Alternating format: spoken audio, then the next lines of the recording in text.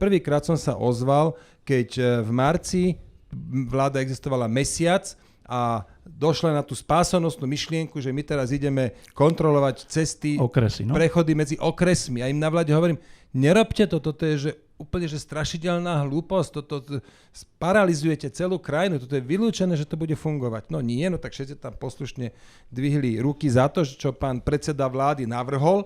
Samozrejme potom Slovensko sparalizované. Ja som práve vtedy mal ráno cestu do Banskej Štiavnice, mal som nejaké stretnutie a o 12. termínu prezidentky. To bol jediný krát, čo som išiel na Majak, alebo jeden z 2 razov za tie 2,5 roka.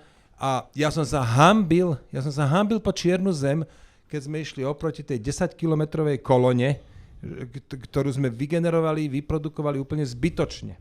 Tak volám Igorovi Matovičovi, prvýkrát nedvíhal, druhýkrát nedvíhal, volám ministrovi vnútra, tam som sa dovolal, hovorím mu, Roman, prosím ťa, stiahni tie kontroly, to je strašidelné, som tu priamo, pritom vidím to.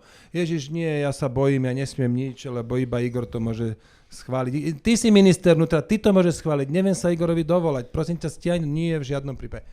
Tak potom ešte raz som s ním telefonoval a po týchto 4 pokusoch o interné riešenie som napísal status, do 17 alebo do 12 minútach, do 12 minút prišla odpoveď, tiež vo forme statusu, áno, toto som urobil a potom že ešte 2-krát som také niečo urobil, áno, ale za to, že idem do koalície, nemôžem jeden status napísať, keď neviem si inak poradiť, ja som úplne zúfalý v tej chvíli.